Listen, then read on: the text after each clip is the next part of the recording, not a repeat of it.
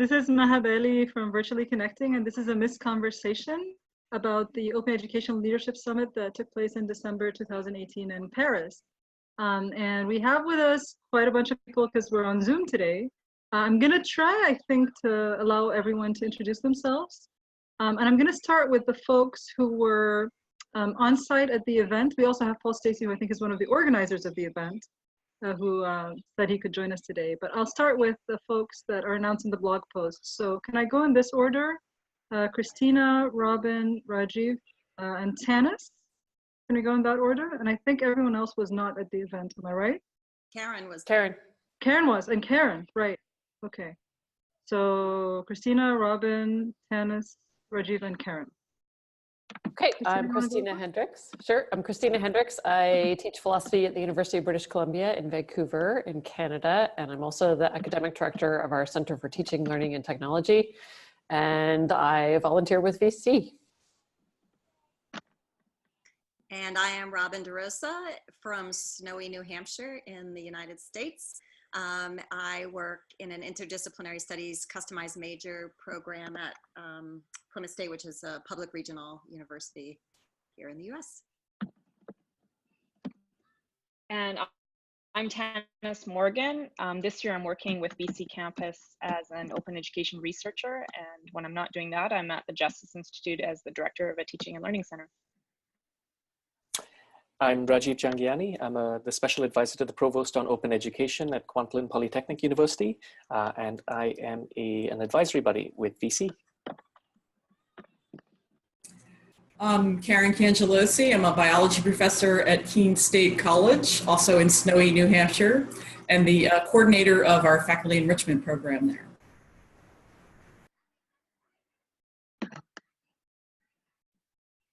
Paul, do you want to go? Okay, sure. Yeah, I'm Paul Stacey. I'm the executive director of the Open Education Consortia, and as Maha said, one of the principal organizers of the event in Paris. Okay, so I put just some order that we can just go with. So Sadik, do you want to go next? And then Nate, Jim, Lorna, Campbell. Oh, okay. Hi, my name is Sadik Shahadu from Ghana.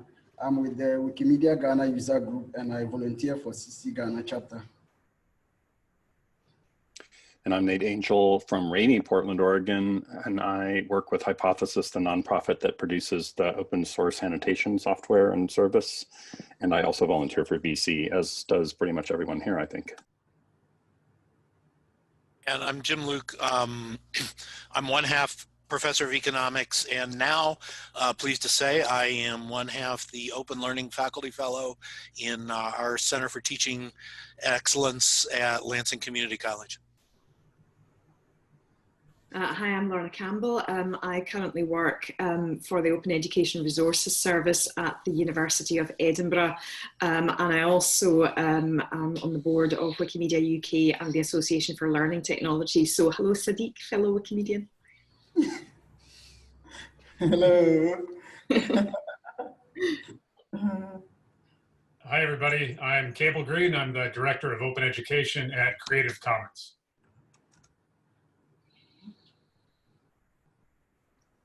Eileen says she has no mic today. She's a librarian at Hillsborough Community College in sunny Florida and volunteer librarian with University of the People. I don't know what that is. I feel like I should know what that is, but I don't. I'm going to look it up later. Could you put a link in, Eileen? And so Jess, Vahid, and Mike. Yeah, so I just tried to do video for a second. It was a bad idea. I'm in Southern Ontario, and I am Jess Mitchell. I work with the Inclusive Design Research Center. And one of our projects is the FLOW project, which is flexible learning and open education. And I spend my time, I don't know what I'm doing. I'm writing a bunch of things right now, a critique of what I think are misinterpretations of a feminist manifesto from second wave feminism in the 70s, trying to pick up on what I said at Open Ed about assessments and what can happen there, and thinking about our over-fondness and over-reliance on the quantifiable. That's weird in me. Anyone else? Who's next? think I'm next. So my name is Vahid. I currently reside in Ecuador, but I'm about to move to California. And I'm a Wikimedia volunteer, co-founder of the Ecuadorian Wikimedia user group, and a big fan of open education, but more from the activist side than the academic side of things. Hi, I'm Michael Berman. I was fortunate enough to get a message from Maha this morning that there was a connectivity problem. Could someone launch a Zoom session? So I said, I'm your man. So I'm a longtime advisory buddy and supporter, so I'm really looking forward to listening in and learning from all of you. I work for the California State University system, where I work for the 23 campuses across the state to help promote innovation through technology. And I realized that I haven't introduced myself. Has everyone introduced themselves? If someone hasn't, please say something in the chat and I'll give you an opportunity. There might be people here I can't see. But I'm Maha. I'm the co-founder of Virtually Connecting, and I am a faculty developer at the American University in Cairo in Egypt.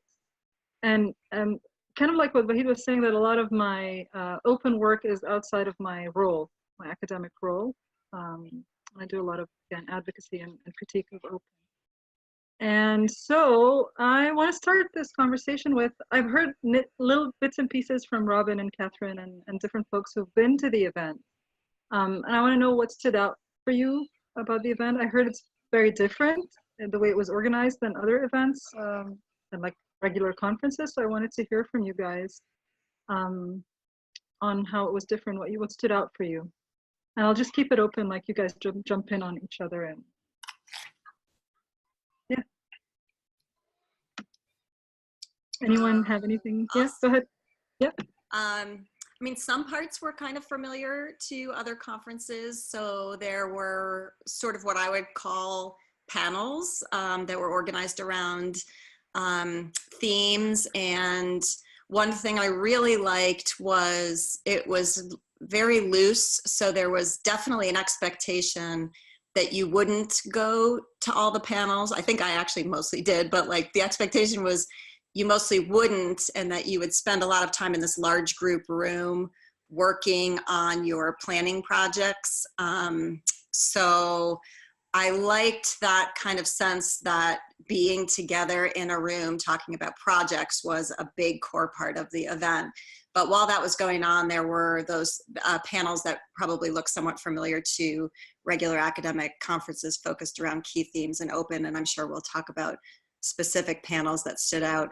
Then across the way, and of course, like we're in Paris, right? Let's just say that we're in Paris. So like my mind is being blown every 5 seconds, but across the way in this beautiful sort of campus of arts and technologies that we were on, there was a large group room with big tables, and people would sort of cluster in different tables. I think at the beginning, according to people you had traveled with or knew well from the community. And then as time wore on, people started cohorting in different ways based on planning projects that we were working on. So there was kind of food and refreshment in there, and you would go in there and work on your other projects. Oh, I can just add a little bit to that. The things we were working on in the bigger room, we had a roadmap. I'll just show you. It's hard to see, but so just so you can see, it's quite a large piece of paper. And the idea was, this was one of the things we were working on. The idea was to write out some projects that you have going on around open, and then the assets, the people, the operations and sustainability, and the benefits and value propositions. So for each project, you had to kind of write out what do you have in those aspects, and then what do you need. And then there was space for year 1 and year 2, like to kind of roadmap how you were going to build on what you already have, and where you were going to be by the end of year 1 and year 2. If you, that quick show thing I just showed you shows that I have very little in that large space because I wasn't quite sure yet what I was going to do. So that was one of the things we worked on over the course of 2 days. There were other things too, but I'll let someone else speak. Sure, I can jump in a bit. So just supplement what Robin and Christine have said. I think for me, a couple of the panels, again, it was easy to be captured by all of them. I was really struck by, on the one hand, some of the stuff that was reported by representatives from the French ministry and how well articulated some of the French national policies that support open science and the shift to open science, how well they've been articulated. So I think one of the nice things is we often talk about, the sort of West and global South contexts, but even within the West, we're very much bound, I think, in many of our conversations within the English language speaking world. And it was clear that we had a lot to learn and a lot more that we could share. And then correspondingly, the other panel that I think, which was quite wonderful. And it always felt like the panels were short. Each person had very little bit of time to share what they had. But for example, Cheryl Hodgkinson Williams was one of a few people on the panel addressing issues related to open ed in the Global South. And it was extraordinary. And I think there was a great thirst to learn more. And thankfully, I mean, since then, papers that she's published related to it have come out. But I think it was clear that there's a lot more sharing that's necessary. And so I'm grateful that it was organized in a way that allowed a lot more informal interaction, both in the room where we were doing the mapping projects at our own paces, but also at the social events later, and in some of our cases, even room sharing during the event itself. Yeah, I can just jump in with regards to the road mapping. One of the things I think that was interesting too, even though it was happening at a key jet lag moment of the day, was the sharing of the roadmaps. So each of the tables that were working on a particular collaborative roadmap then had the opportunity to share it more broadly in a big forum. And I think that was a really important kind of closure piece as well. I look forward to sort of seeing what the follow-up is with that, and even maybe check-ins with, how some of the initiatives are moving forward, or maybe ones that have not found their legs. Because I think that activity was really important, and it was probably just a first step. And I love the panels. I actually, normally I avoid panels, but I actually found I didn't get a lot done on my roadmap because I was always in the panel room, and all of the panels were really interesting. I too was left with just quite a bit of awe at how much France is doing in the open space, even in terms of how well established they are with MOOCs and their digital university and all the things that are available, their open ed tech infrastructure that they have. They connect a lot of dots, and I feel like, why don't I know more about that? I mean, it was a little bit of like shock at my ignorance that just how well established it was at a national level that sort of has trickled down into serious implementation. Maha just asked if Tannis speaks French, and I'll tell you she speaks amazing French, because we were in a restaurant, and if Tannis was not speaking that French, I don't know what we would have all been eating. So it was very I know she speaks French. That's why I was surprised that she didn't know the amount of work that's happening in France. Because it's normal if you don't speak the language that you aren't aware, but because I know she speaks French, that's why I was surprised that she hadn't been aware. And Tannis, Jess was also asking you why you avoid panels. I feel like with panels, it's such a short period of time for each speaker, and it's difficult to have panels where each person is speaking to a collective kind of picture. And I thought that every panel did that, actually. I think it was very well constructed, very well done, Paul, thank you. And that was one of the, I would say that was the best set of panels that I've seen in terms of conveying a message and information in a way that you weren't left wondering, like, why was that person on the panel for that particular topic? It was very well selected and composed. So I really appreciate that. And that was all recorded and live streamed, right? Or it was live streamed, but is it available? It is available now, right, Paul? There were some challenges with the technology system in terms of the live streaming. So some of the sessions were recorded and are linked to and available for watching, but quite a few of them aren't. So that was a bit unfortunate. Yeah, that's really bad, really sad. But you tried. I mean, your intention was to do that. There's a joke about French technology, but I'm not going to make it. I might respond to Jim talking about the roadmaps, because I wanted to, I could share what so we had these individual roadmaps and then these collective collaborative roadmaps. Okay. And I wanted to talk about one of the challenges for me with the individual roadmap, which lots of people were having, I think, which is that a lot of us, we felt for sure that we belonged there, that we were leaders in various ways in open education, but we weren't necessarily empowered in our positions to be doing significant structural work in open. So a lot of the roadmaps, you either had to make the decision to kind of be hypothetical and kind of dreaming, like, if I were empowered to do these things, what would I do? Or you had to kind of do a really pitiful, tiny roadmap, like, I'll take a meeting with a guy, and see what he says. And you could see people making those different choices. I actually kind of roadmapped a job that I don't even have at an institution that I don't even work at. Oh my God, my dog's attacking me. But really basically what I did is I took a position that I was familiar with at a school that I've worked a lot with. And I said, if I had that position, here's how I would take that school from just hearing about open to building what I think of as a sustainable, impactful open initiative. And I just kind of graphed out the components because I figured that'd be helpful to me wherever I kind of, ended up moving or doing, or whatever I was doing. But that's really what it is. It's like an individual strategic plan for how you will move open at whatever institution or organization that you're at. And then the collective one, I was working on the open pedagogy plan, which really turned out to be a little bit more of just a sharing of perspectives, especially across different regional, the differences in how people just conceived of pedagogy based on what their institutions were like.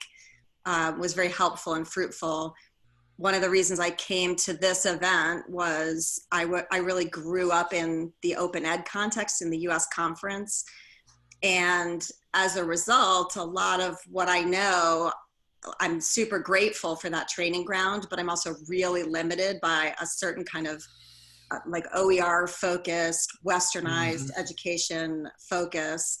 And talking about pedagogy with people who taught in institutions all over the world was really instructive. So that turned out to be actually less of a planning session and more of a sharing session, kind of mining different ideas that people had. But that's what those two roadmaps look like, if that was helpful. Okay, thanks.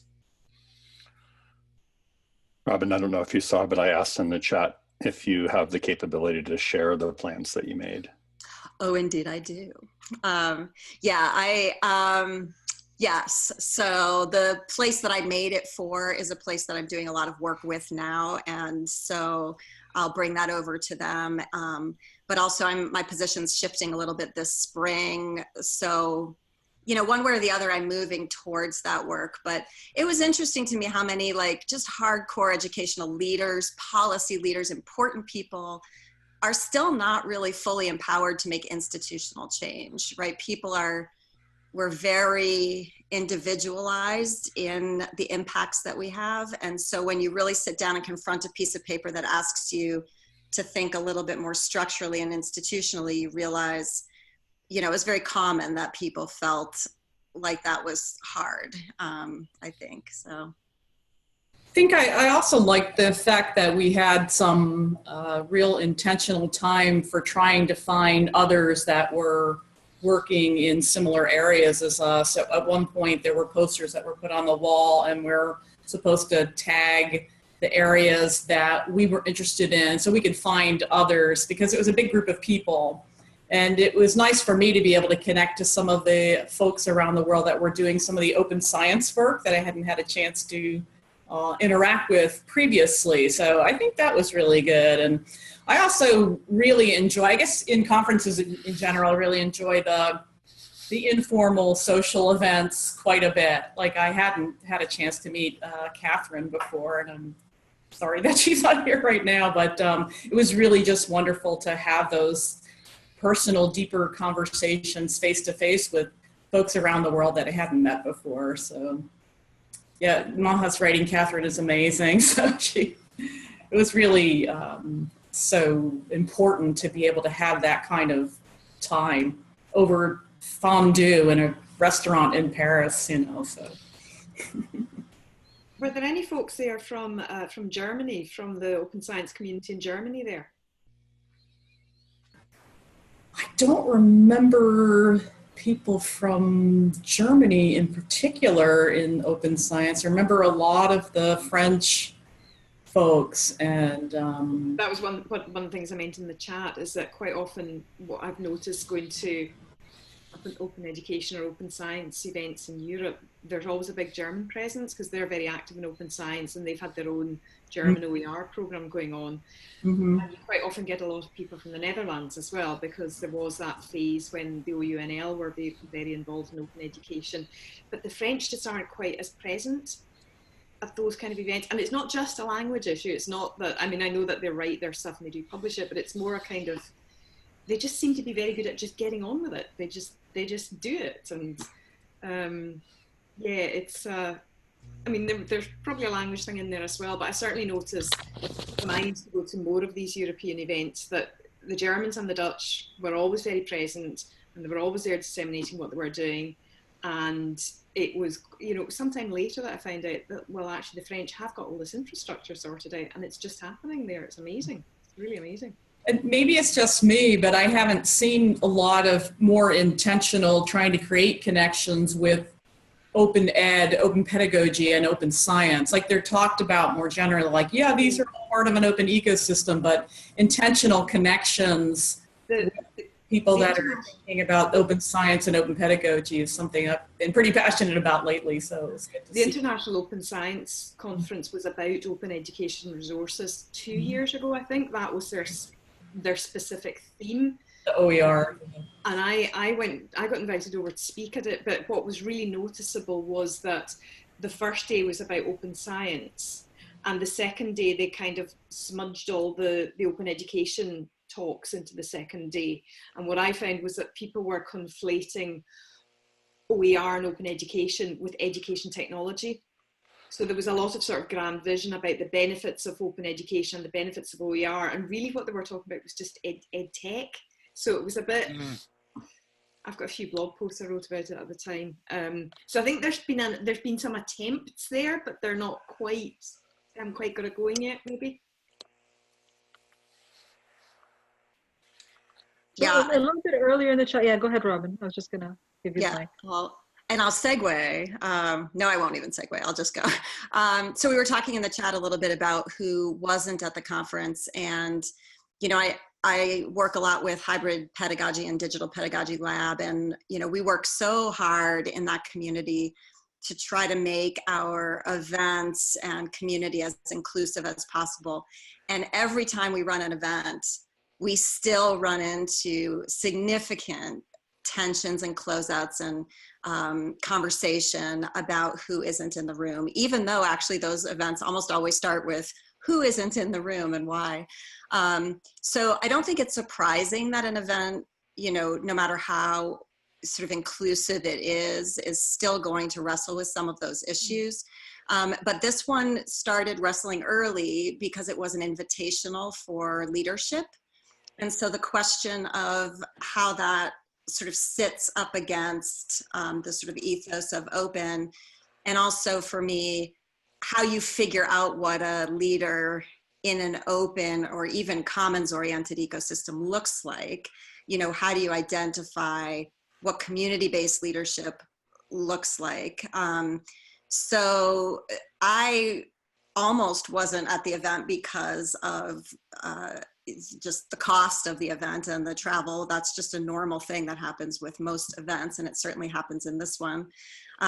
So one of the questions I sort of had was, what do we need to do to reflect on access just in the planning of the event and in the sort of move to an invitational event and in characterizing leadership to make sure that we're still being inclusive and accessible in the very ways that the goals of open, you know, seek to enable. So I think that was always there. People were talking about it. Certainly there was a lot more diversity of certain kinds than I see at most places. I mean, it was very global in its context for sure.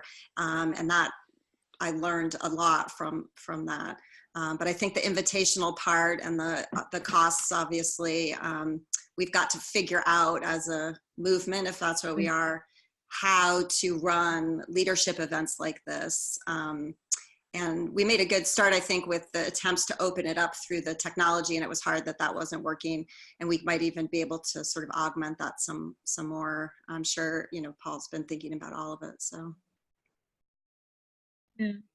I'm also, I mean, I spoke to Paul about this, so I think it's all right to talk about it publicly too, is that, yeah, definitely having it invitation only is already a bit exclusive, but even with the invitations, when you invite people from the global south to a session, to a conference that has that much registration cost in an expensive city in the world, and they're not presenting, their institution is going to fund to go, and just, you end up, yes, you're inviting people who are leaders, but as an example of myself, I'm pretty small in my institution. I'm a leader in the open education community because of virtually connecting, which means nothing to anybody really who doesn't know what it is, right? But within my institution, like, funding me to go to something like an open education leadership summit is like, you know, if you're not a keynote speaker, why would we're not going to fund you to go to something like that? Just an informal observation around this topic as well. I met quite a few of the Asian delegates, and what's interesting is that they seem to be in very high level positions or very much involved in ICDE. And so I think to the point of, you know, what is our role in our respective institutions? I'm, you know, definitely not a president of a university, but, you know, I did find myself meeting several presidents of universities. So it'd be interesting to sort of map that in terms of, you know, maybe less advantaged currency-wise institutions and jurisdictions versus, you know how that translated into participation and at what level. Just on this point, it's interesting to consider how individuals can do things and achieve things, and that's one level of action that is clearly important. But then structural change is, of course, also important, but might require a different set of skills and activities that is different from just having the individuals embrace open education, open science, open knowledge. Yeah, I'll just jump in to say that when we began planning this event, there were a couple things we were trying to achieve. One was to broaden the umbrella of what we're talking about when we say the words open education, to include not just OER, but open access, open science, open data, MOOCs, open source software, open source hardware even. And so we were trying to encompass all of these facets of open that are taking place in education. And then another strategic thing we were trying to do is a lot of the events that take place or convenings that take place for openness tend to target people who are the doers, the people in the front lines making it happen. You know, they may be not at the senior level in their institution, but they're kind of making stuff happen. And this event tried to bring it up a notch and bring people who, yes, some people were doers, but also there was a deliberate effort to try to bring people there who are decision makers. And we aimed for 3 primary participant types, if you will. Heads of institutions or leaders in institutions, but also we aimed to bring together some people from government who have responsibilities for policy or funding related to openness in education. And thirdly, we were trying to bring together people who are leaders in the open education movement, let me call it. And so this was an event very much targeted to essentially the kind of, we called it leadership. Whether it's the right term or not, I can see from chat that it's an interesting discussion. But the intent was to try to generate some top-down support for what often is a lot of bottom-up activity. Because we think that if you can get top-down and bottom-up happening at the same time, really special traction can be gained and some real progress can be made. If I can take off from what you just talked about, Paul, and try to connect to something earlier here, because this all ties with what a lot of the research I'm trying to work on right now, which is trying to explain, you know, what is a commons, how does that apply in education, and in particular contrasting that to things like the thinking corporate model, government bureaucracy models of education, et cetera. So if I understand right, we've got, well, I forget the number. So we have a bunch of people who all have either individual roadmaps that you were describing, and some of them have, there's these group roadmaps. Did everybody just take those roadmaps and go home? Because what I'm wondering is if there were copies of those roadmaps, that is a tremendous resource for somebody or a small group of folks to basically go through that and find out,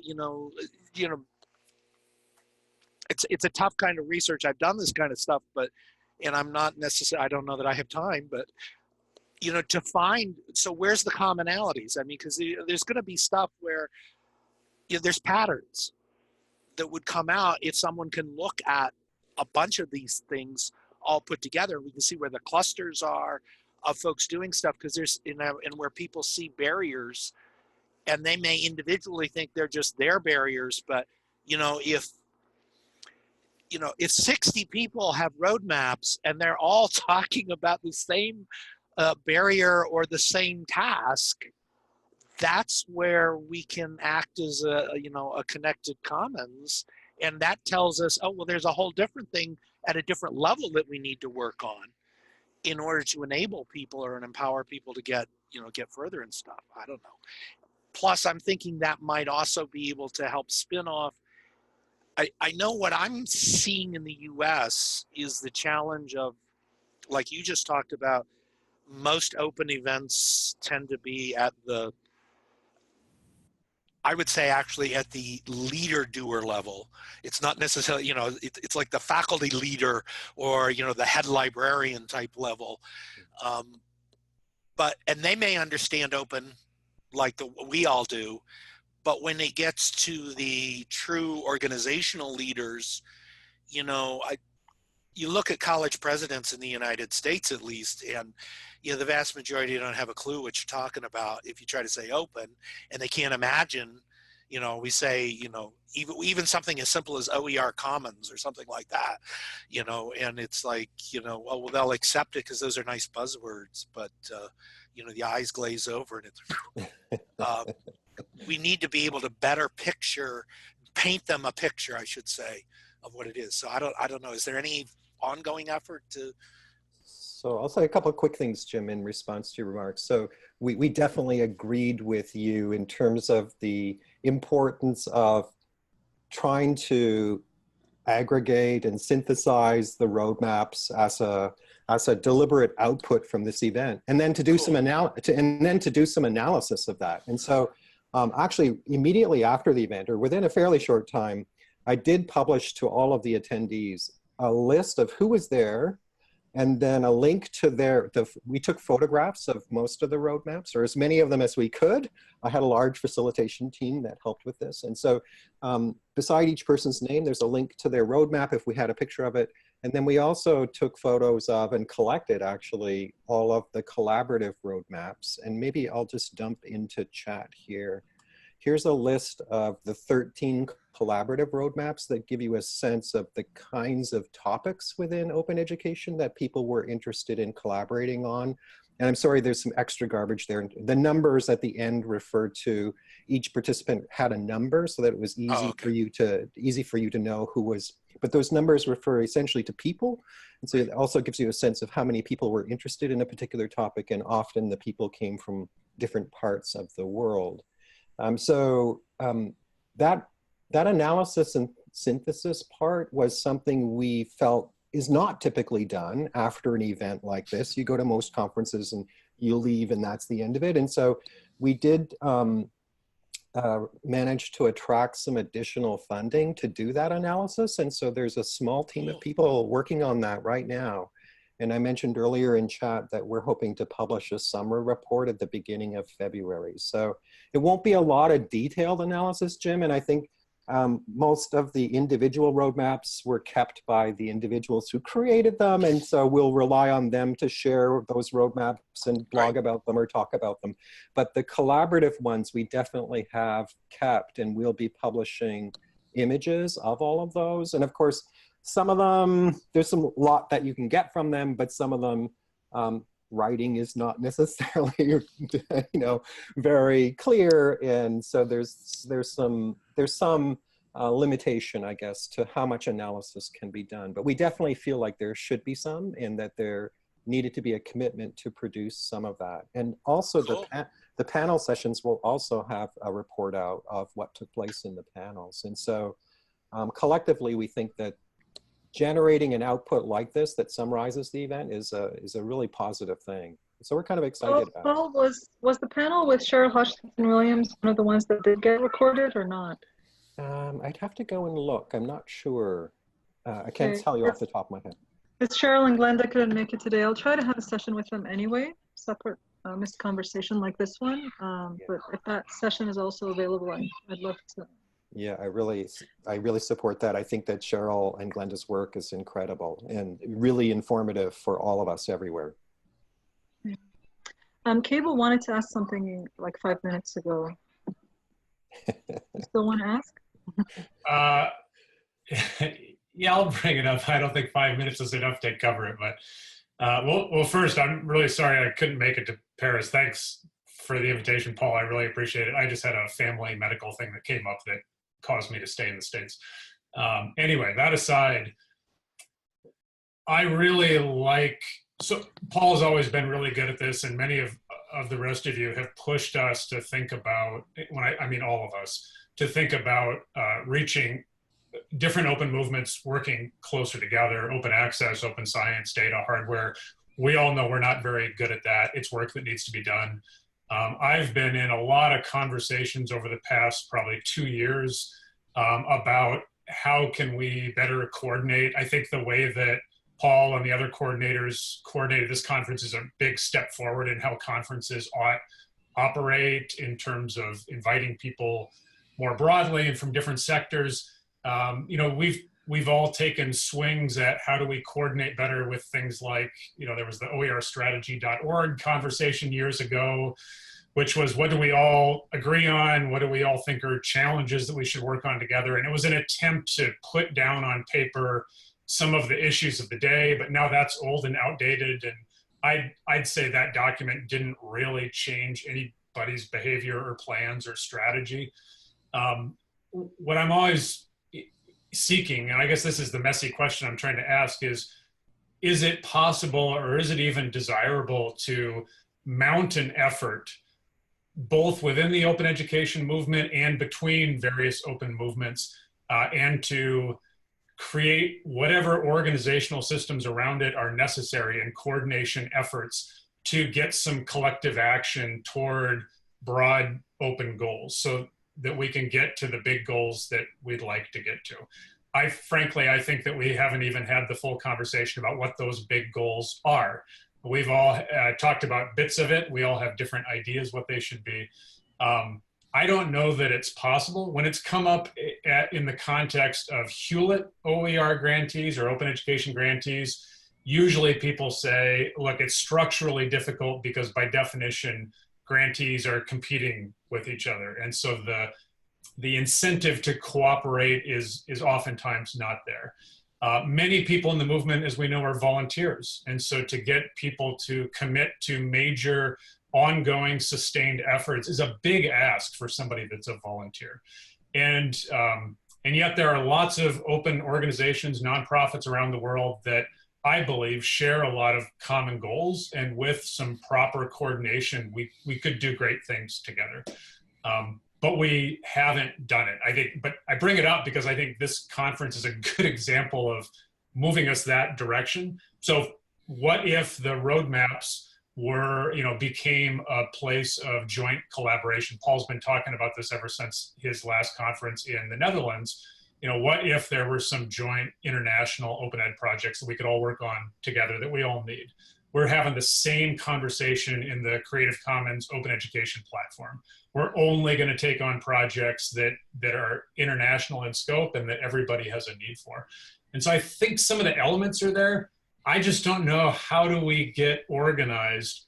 And is there a danger to getting organized that creates a new structure or hierarchy or power structure that is antithetical to some of the freedoms and experimentation that we want to see in the movement? Thanks, Maha.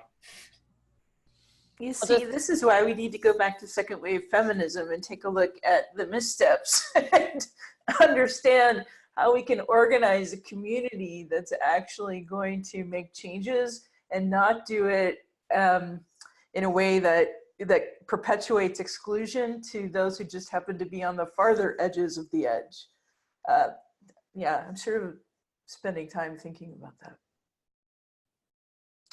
I completely agree, but I also feel like it should be possible, whether it's easy or not, but it should be possible to have a set of common goals that some people work on together. And then there's other stuff that's happening too, and that's really great. But yeah, I can see how if you have this set of common goals, that becomes the thing, right? That is open education that we're working on. And then the other more, I don't remember which word you used, Cable, but the sort of more things that just bubble up, right? Those don't get as much attention, so then automatically you're creating a new hierarchy there. But I just feel like there's such an importance. One of the things I really valued about this meeting was seeing what's happening around the world, seeing some similarities, seeing some ways in which we could work together. I just think that's so important that I don't want to lose it for fear of excluding. I just don't know how to do it well. One of the things that always scares me when I hear the word common goals or any kind of universal whatever is that I always know that I'm on the margins of that, and that what I was reading recently about pluralist feminism. I'm not a philosopher, so these things are really difficult for me to read, by the way, because I know Christina is that it was talking about how a lot of white feminism sees other women in their own image. So even when they try to understand it, they understand it in their own image, and they reflect, when they realize there's an exclusion, they reflect it back on themselves and how they can address the exclusion by doing something themselves rather than by interacting with the other, and you know, rather than trying to see themselves in the mirror with the yeah, generally all these commonalities and universalities always come from the West. They always come from the dominant, and when you're including people on the margins, they're usually included into that box that's already been created by someone else, and for the most part it doesn't work for the people who are not dominant. And if you do it in what seems to be a democratic way, the number of the people from the margins are going to be a small number. When you say there were a significant number of people from Africa, how many countries are there in Africa? How many people were from the one country, which is the United States of America? And then tell me it was significant. It's not, I'm sure it wasn't, right? And the kinds of needs of openness in different parts of the world are so different. And it's been so dominated by the West that trying to find the common things that will still be relevant to everyone might not be the right way to go. Maybe we can have some common values and they will look different in different places. I don't know. But someone mentioned design justice earlier, and I love the framework for design justice.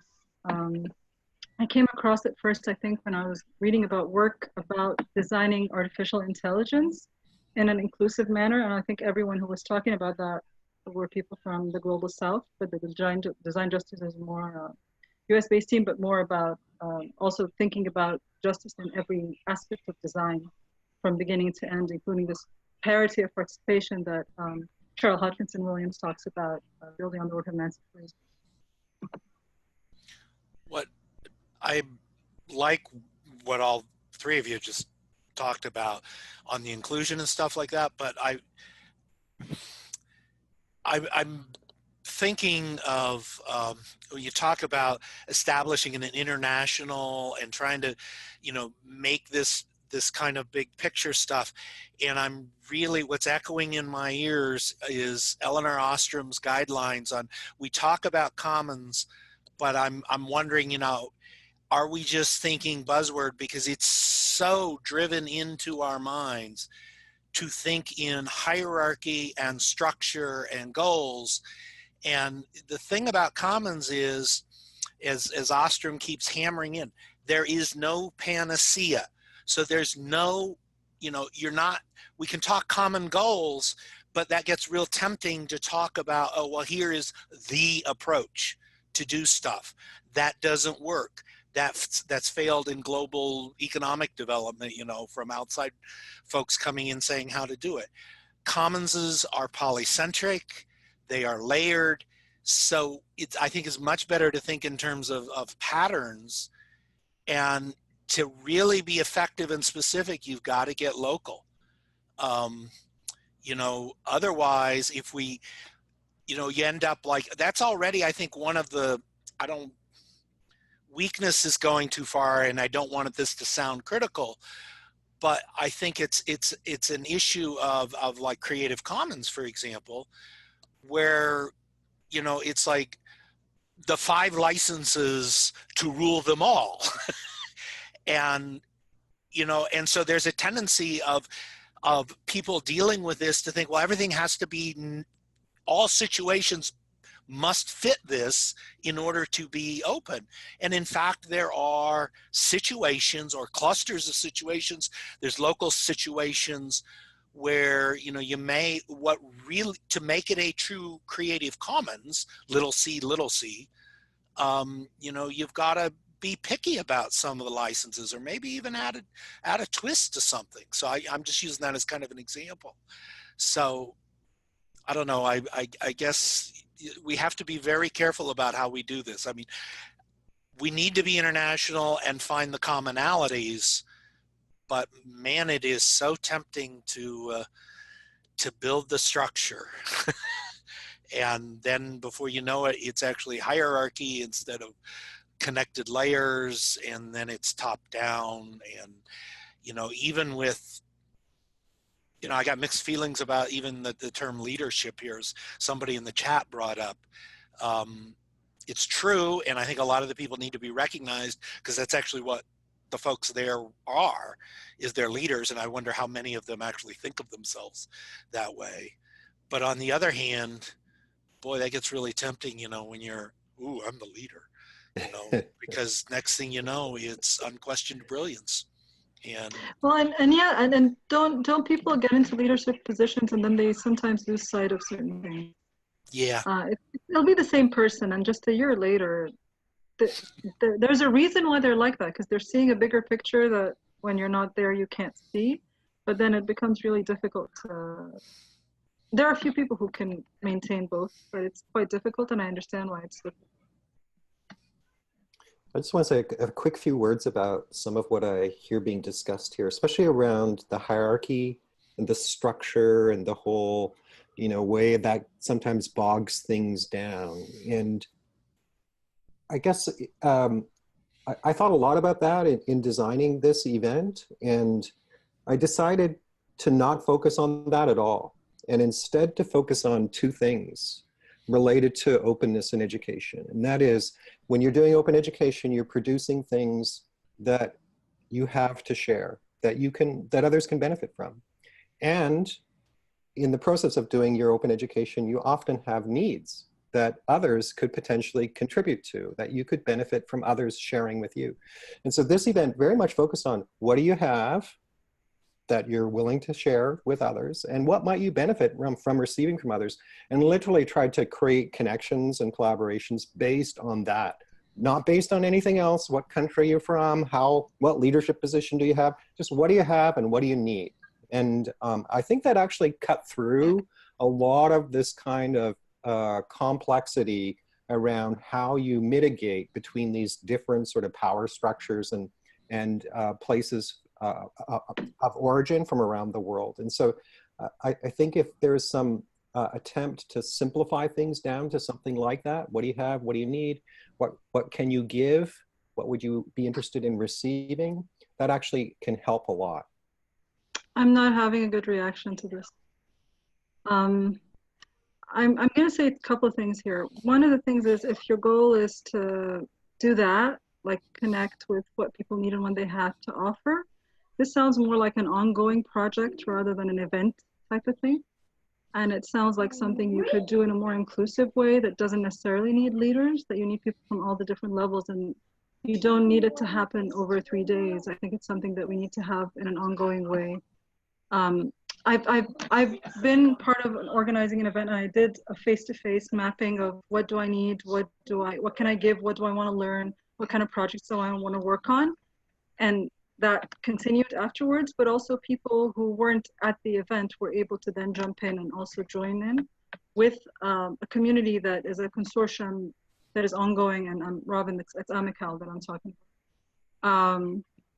So in the case of open, already everyone shares anyway, so there would be ways for people to keep doing this online, and the OE Consortium would be a really good place for that to be happening, or CC, and I think, you know, either of these are good places for that kind of thing to happen. But I don't think that deciding not to directly think about power erases this issue. I'm trying to understand what you're trying to say here, but it sounded really offensive to me, that you would think that not thinking about it means it's okay. I understand that you can decide that I'm not going to be able to solve this problem, so I'm not going to solve it. But I really just said there. If I can read this through having spent weeks now buried in second wave feminism and its shortcomings, it feels like a moment where there's an opportunity to burn the whole thing down, or somewhere find on the continuum where you can have an impact, knowing you can't burn the whole thing down and rebuild it. So what you had in second wave feminism was, and is, very offensive to many people. You had people within the movement quitting and coming back and quitting and coming back because they'd run into something that just did not sit well with them at all. And it became this conundrum of how much are you pushing against existing power, as you're saying, Maha, existing structures of inequality. When are you happy to say we had enough people from Africa? When and how do you communicate that and say we want to do more? And this is so it becomes about transparency and communication. It sounds like the goals of this conference were to have an impact in these areas and to start to tip some of those conversations, but not to burn the whole thing down, and start to rebuild it at that 3 days. But what's interesting about this group that's here in this Brady Bunch configuration is we've got people who are doing all of the pieces, including Hattie. I mean, she represents the future, which is female, Hattie.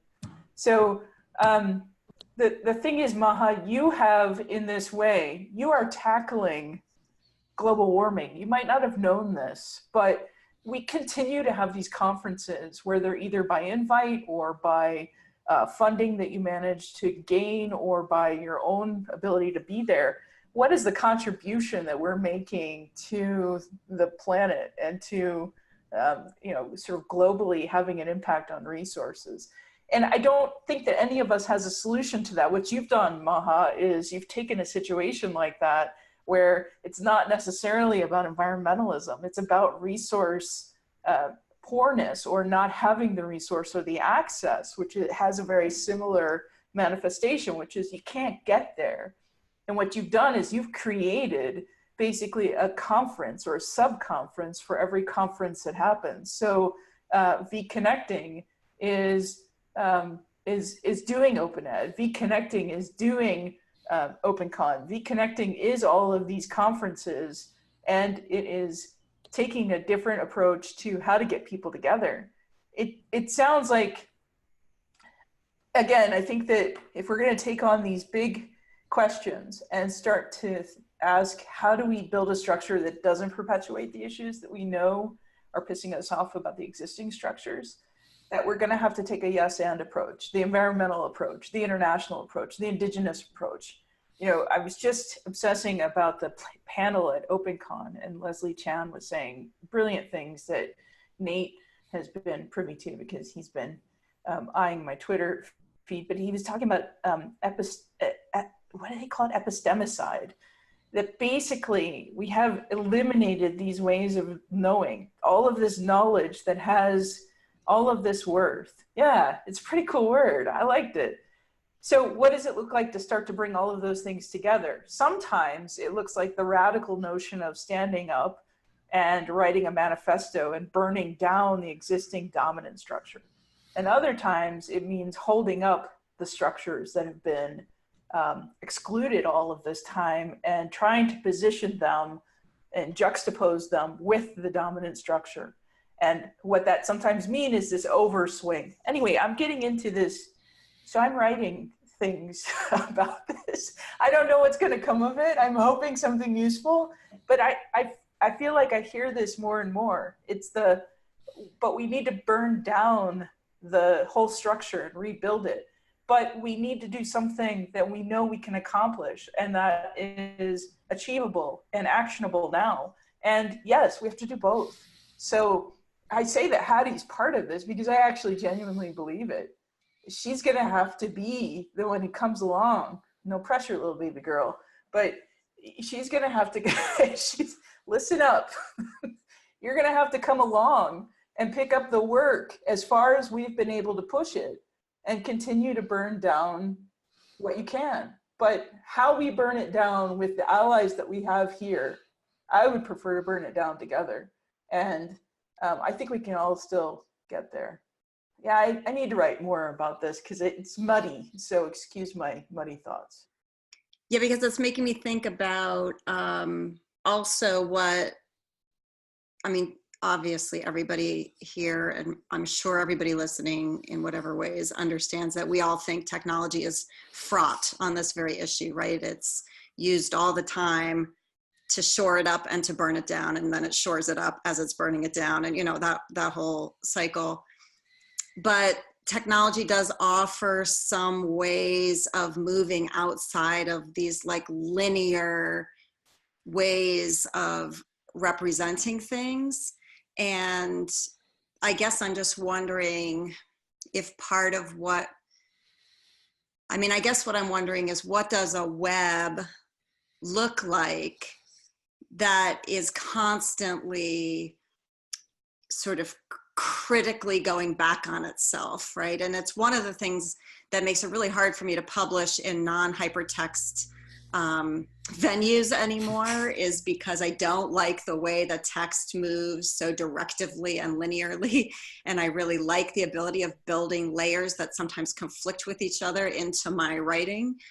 And there's part of me that wonders, you know, what kind of a place do we want to share our thoughts about this so that we can both be, you know, working on our roadmaps, which are kind of linear and moving towards something, but also always kind of critically going back on them so that we don't, you know, just end up, you know, rebuilding. We see this even just in the most basic OER stuff, when we build these textbooks that replicate all the old problems of other textbooks, only these are free, when we sort of have the potential to kind of unsettle the very notion of a textbook in terms of accessibility and all sorts of other things when we're building, but it demands a lot more rethinking of the nature of textbook, right? So how do you build a place to do that work? And I just wonder what the technology needs to look like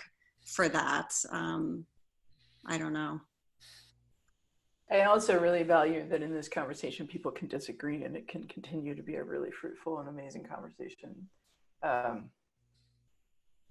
The whole conversation reminds me of the, you know, institutions versus non-institutions discussion that a bunch of us were having a while back with the Jim Groom and Mike Caulfield, and the, you know, you can't do it inside of a structure that's an institution. We need to burn these institutions down. And I've always have one hand on a match and a thing of gasoline, constantly wanting to burn things down. But it is important that we're not just doing that. And I love what you have to say, Jess, about thinking about second wave feminism, and having been a second wave feminist and experienced a lot of that burning down, and how do we need to be building at the same time. And I love what you were saying, Robin, about how the web and the ways in which we write in hypertext allows us to kind of burn and build at the same time. And really, that was really brilliant, the way you put that. You should write about that.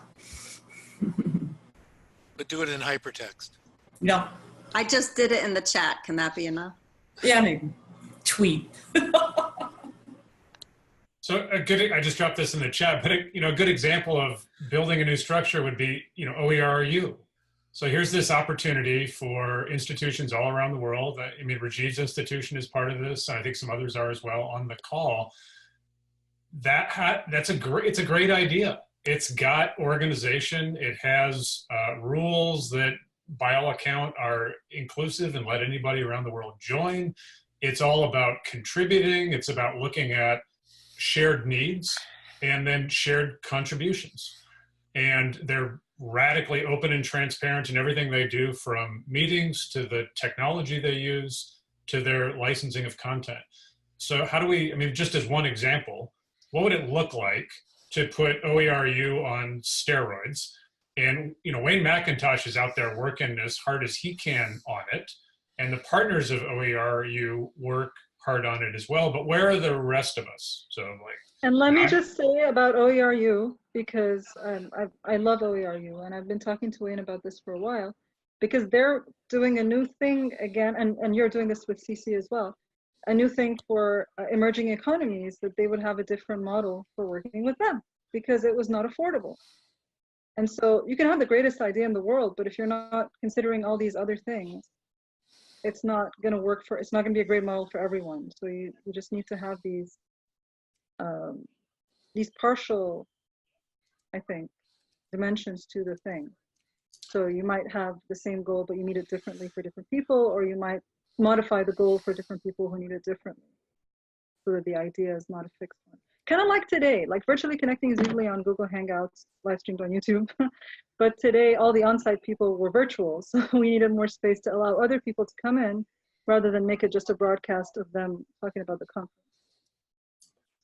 Fair point. I guess the point I'm trying to make is the idea of OERU, the basic idea of existing universities sharing content, expertise, resources into a collective where there's collective benefit from it, is probably an idea that is useful in many countries, granted with modifications as needed.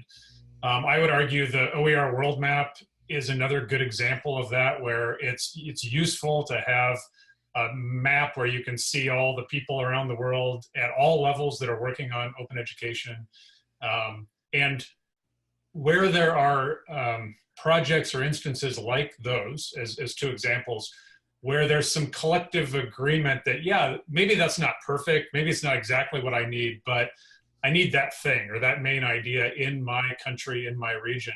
How do we get some collective support and action around that, so that we don't, A, create a bunch of duplicative projects, which potentially are wasting resources and time, B, we're supporting and backing existing projects that have the principles and openness that we'd like to see, and that over time, my hope, and this is all very drafty in my head right now, would be that there would be and I say this at the risk of sounding like I'm creating too much structure, I'm not trying to, but some kind of menu of lots of options for individuals to get involved, for governments to provide support. So Open Oregon, as an example, put out a note on several lists the other day that said, hey, our state legislature in Oregon is about to put some more money into open education, and what we need is a wish list. What is it we should be asking for? And people all contributed this wish list. Well, that's a useful thing, right? That wish list is not going to be the same in every country or state or province, but probably there's a lot of good ideas on that. That would be an artifact that could be shared. So a lot of people on this call have done writing over the years about here are all the various components we'd love to see when we burn down the existing model and build the new model. All I'm suggesting is I think there are a lot of new model parts, puzzle pieces that are out there in the community today that we all don't do a very good job supporting or trying to advance. And oftentimes we try to replicate things. And I'm trying to figure out how do we have a conversation that's productive and useful where we can debate vigorously what solutions we might need, acknowledge that they need to be customized and localized, but then where there are common needs, how do we encourage or at least provide an opportunity for people to stand up and say, yes, I want to be part of that thing.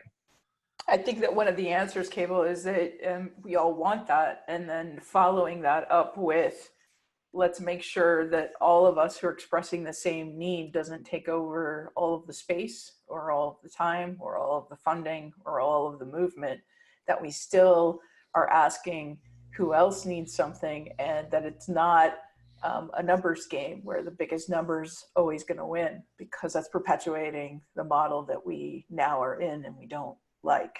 So what does it look like to build it differently would be asking those questions about power, like Maha's talking about, asking those questions about voices, like Robin was bringing up, who wasn't there, right?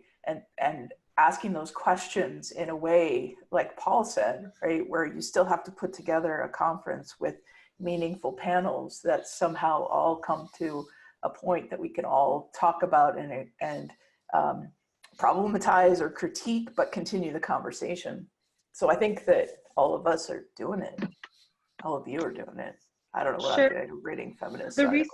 The recent article Cheryl Hodgkinson Williams and Henry Trotter published that Rajiv shared it uses Nancy Fraser's model of social justice, and she compares between ameliorative and transformative. Is that right, Tannis?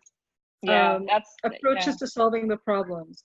And I think that just the way she's laid that out for Open and OER was really, really useful. And she gives examples from the Roar4D project, which I haven't read yet. But that model in itself, a lot of times we think we're doing something transformative, but we're only on the ameliorative level. And even I've been thinking a lot about something like virtually connecting could be both. It could be simply reproducing power of conferences and keynote speakers and all that. And just looking at this session today, I couldn't schedule it at a time that the South African Vanda Cox and Cheryl Hodgkinson Williams could make it. So I still ended up mostly inviting people from the global north to the session. It couldn't make a time work for everyone, you know? But it can also be used to disrupt and to do this parallel other thing that could be transformative, that could be doing something pretty different. And one of the other things is that you can design something to be like that, and then when it comes into practice, something else happens because these things shift, and you need to then reevaluate. I mean, a lot of times we do something, we pat ourselves on the back, and either you meet your goal, but you realize that actually your goal wasn't the right goal to begin with. Or you realize that you didn't meet your goal in the first place because you forgot to account for certain things, or you forgot to include certain people in your decision making. So, yeah, if I could just add to that, I've been thinking a lot about that framework as well. That was in that article. I really think it's a must read. And I think the other piece of that is looking at these so-called solutions, or this brainstorming that we're having in the local context as well. Like what may be transformative in one context is simply ameliorative in another context. So, you know, when we talk about OERU, in my context, it's a neutral proposition. It's actually not ameliorative or transformative. But, you know, maybe the question then becomes, you know, well, how do you do that? What are the pieces that are missing? And, you know, and I'm thinking too, just even in terms of, you know, how we think about initiatives or, you know, next steps for Creative Commons that you mentioned, Campbell. And, you know, I was at the table. This is the panel the table at the summit on the multilingual OER. And I mean, first of all, I was the only English speaker there. And, you know, I mean, that says a lot also. And also the kind of conversation we had about, you know, multilingual OER, it was the only venue where, you know, I've been in a place where people really understood, because they live that experience of what it is to hear about OER initiatives and have to drum up the resources to translate, and or who can translate this for us, and if I translate this, can I share it with you? I mean, those are the kinds of conversations we were having at a pragmatic level at our table. But also, we didn't even need to discuss the whole, or preface the whole conversation about the majority of OER and OER initiatives are English to other languages, and that is a major problem. And the effort, even in terms of our solutioning, isn't about, you know, and to go back to the top of this conversation, why don't we know more about France? We're not making the effort to really find out more about France, or to, if it's in French, to translate it with our Google Translate, or, you know, to talk more and to surface more initiatives that we don't know about because they aren't in English. And I think that's, you know, I think that speaks to the silencing, I think, that happens when we actually don't, as, you know, privileged participants in these things, do the work, so to speak. I'm typing a lot, but maybe I'll just say it. I recently ran into, just in a microcosm what you're talking about, Tannis, Silvia Balderas and some of her other colleagues in South America published a OER that was mostly in Spanish on peace. So it was an OER for peace. And, you know, I had a first reaction, oh, it's in Spanish. My Spanish isn't good enough. I'm not going to be able to read it.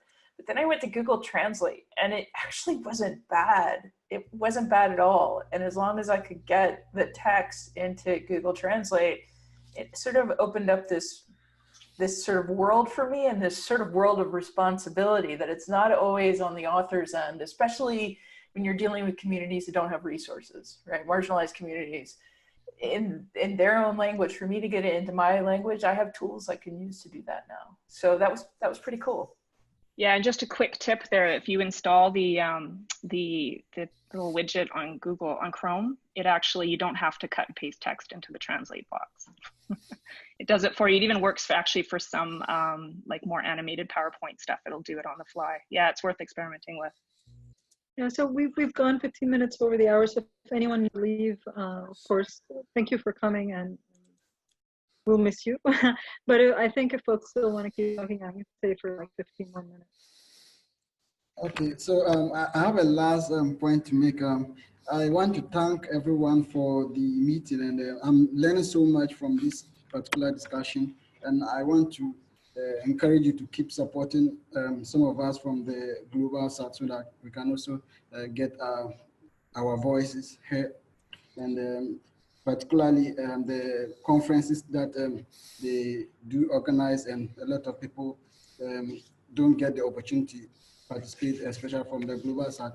I think we can do a lot more for, there are a lot of people who have a lot of ideas, interesting ideas to also bring on board at those conferences. And particularly for the CC Summit, I'm so happy that there has been an increment in the number of people who attend from Africa. That's very laudable, and I hope they can do better, especially with the CC certificate. We need more of our voices there.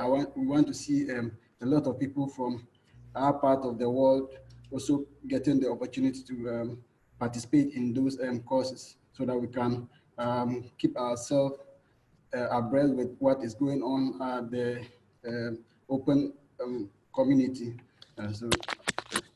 So Sadik, it sounds to me like you're saying that the thing that helps you most right now, as someone from the Global South, is actually just being at the table and having your voice heard. Yes, yes. Thank you so much. What would be the thing after that, just out of curiosity? What we do, most of the things that we do are not, for example, recently we started this,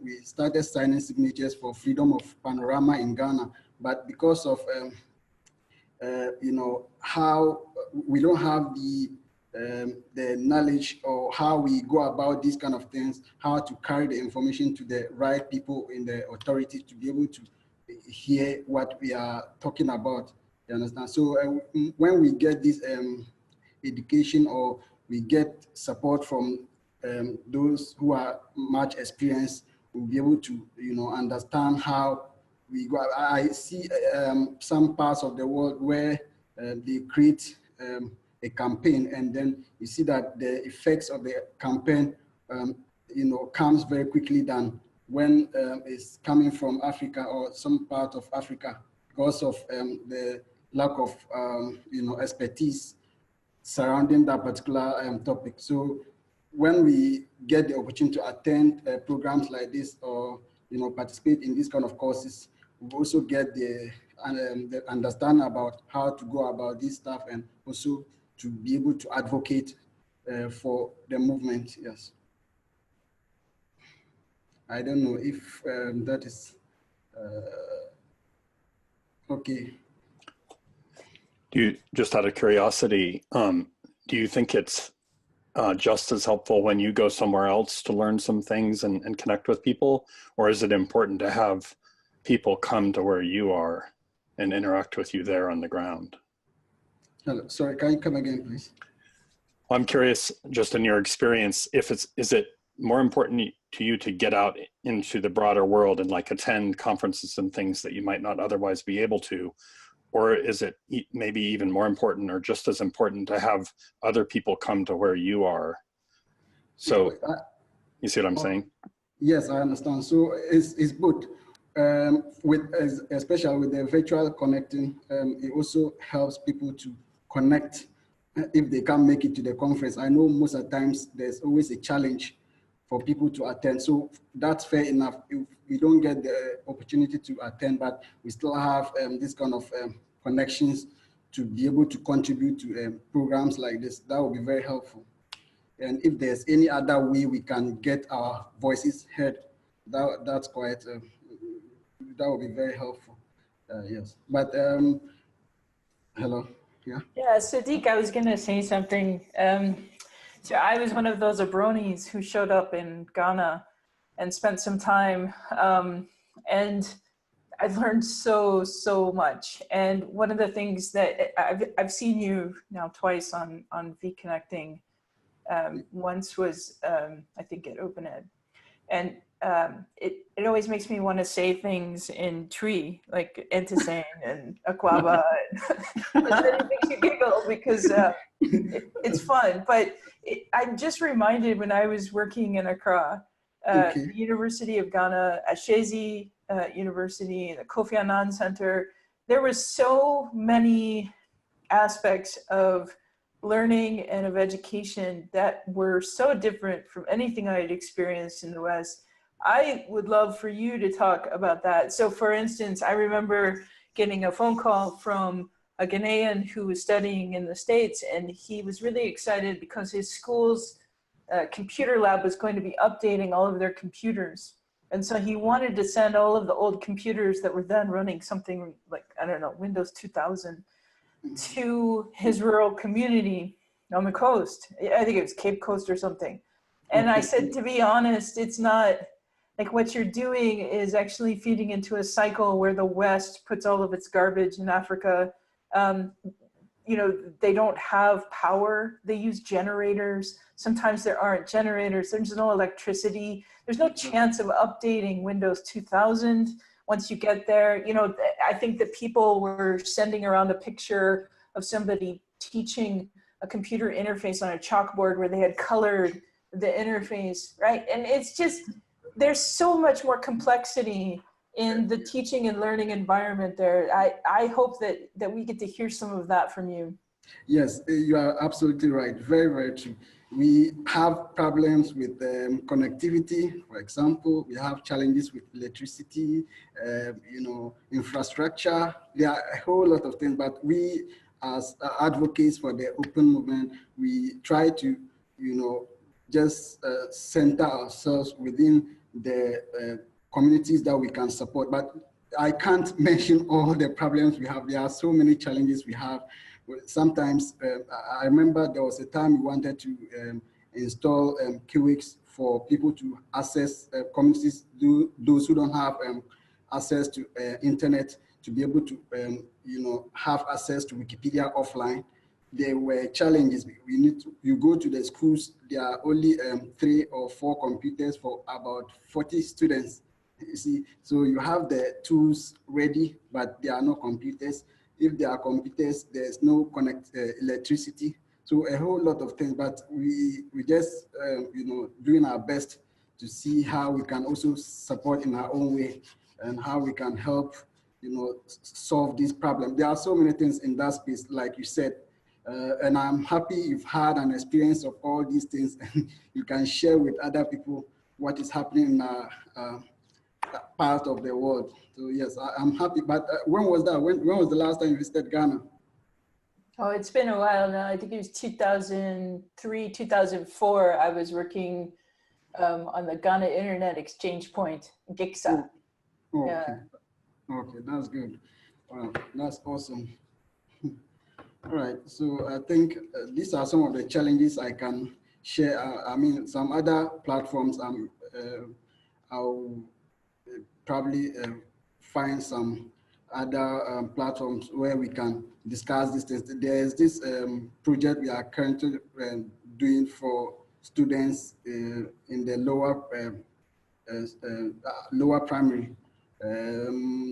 We try to teach them computer. Like I remember there was a time somewhere last year, June, where there was this viral picture of a teacher teaching students on a blackboard. There wasn't any computer for the people, and actually no students from that community has ever seen a computer.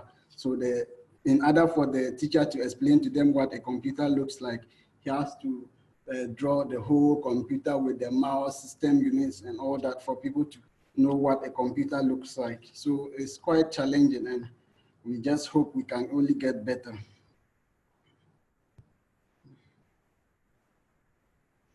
Maybe Maha, there's a V connecting that is stories from Africa, from around Africa, where we can hear about the different contexts for education, because there's certainly similarities. We've been doing some work with folks in Colombia, South America, where they're talking about downloading Wikipedia 3 times a year to use it offline. Yeah. It's an amazing reminder about resources, about there challenges. There was an entire conference over the summer from Emerge Africa, the South Africa. They originate from University of Cape Town, but I've heard stories similar to what you've been saying, Sadik, there. And it was a really interesting conference because it was like over 2 or 3 weeks rather than full days every day. So it was awesome, and I think a lot of what was there was recorded. So maybe we could also take bits and pieces of that and put them together. That would be amazing. Because one of the issues also when doing things with Africa is that the synchronous is quite difficult. I mean, there are some people, some African scholars that I want to connect with, and I connect with them on Reconnecting when they're in a conference in Europe, because we have connectivity problems sometimes. And one of the other things that we discovered, it's a very funny thing, but in Egypt, if there are a lot of people in Egypt on Google Hangouts, it doesn't work very well. In the same Hangout, for example. So funny things like that. But we'd have to imagine doing it slightly differently. So other than a great VC connecting session with stories from Africa, I still am wondering what to do next. Let's all reflect on that, because we're half past now and I really need to go. It's almost midnight. But I think we need to keep having these conversations. And we'll get there. We'll get somewhere. And then we'll think about it again. Tannis, Cheryl Hodgkinson Williams, and I are doing a session on decolonizing open at OER 19, inshallah. And that'll be a hybrid session. So folks who aren't there can join and be with me away. And Tannis and Cheryl. And Taskin Adam actually is also going to be there on site. So you guys are all invited. Yeah, and we'll try to make it at a sweet time zone that works for a lot of different countries. Thank you, everybody, for joining us.